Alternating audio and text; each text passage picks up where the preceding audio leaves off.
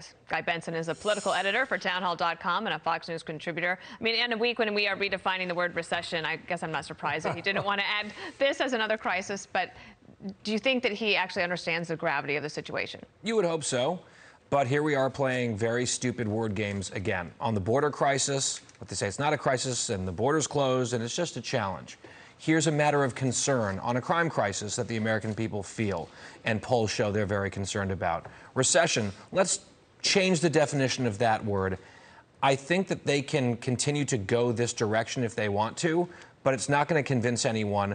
And I actually start to wonder, Dana, from a communications perspective, do you start to actually actively piss people off by insulting their intelligence rather than just being a little bit more straightforward and leveling with folks on issue after issue? In fairness, on which they are failing, so they're sort of flailing as well.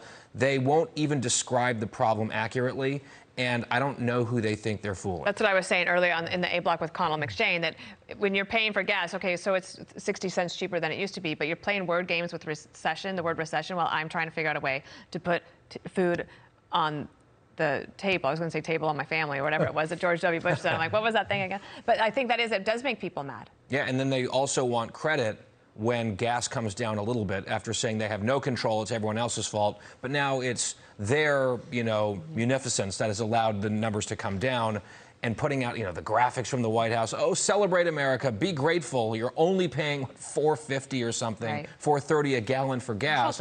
Yeah, people sit there, they're like, okay, these people are dramatically out of touch. Here's what I liked about what Garland said. He said, I've spoken to the mayor, Eric Adams, many times. I think that's a good thing. I think the question then becomes, have you talked to the liberal DAs? Have you talked to the governor? Have you talked to the lawmakers who are making these easy bail laws easy for criminals to check in and check out of a jail? Yeah, so it's not a crisis, but you're talking a lot, fine.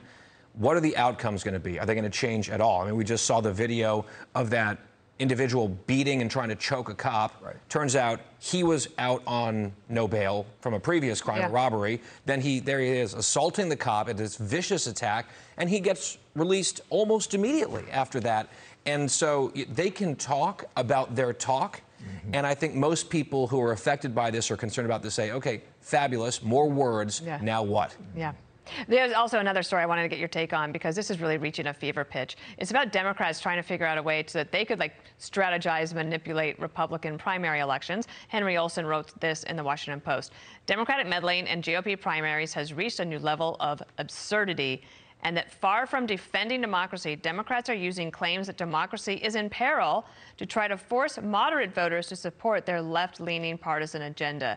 Explain to people what's going on here. Yeah, so Democrats are playing in Republican primaries to try to boost sort of election truther, election deniers, because they believe tactically that those people would be easier to defeat in the general election. So they are pouring millions of dollars into races across the country. And Dana, it's not like this is some outside group where the Dems have plausible deniability, saying, well, we can't really condone that, but it's not our policy, it's not our strategy. It is the official strategy of the Democratic Party. It's the DCCC, it's the Senate Democrats, it's the Democratic Governors Association. They have made this choice. And we've had Democrats sitting here now for a year and a half plus after January 6th saying these types of people that they are funding are grave threats to the very future of the country and our system of government. And then they're trying to help get them elected in Republican primaries to then hopefully, in their minds, turn around and beat them in November. And we've all done this for a while.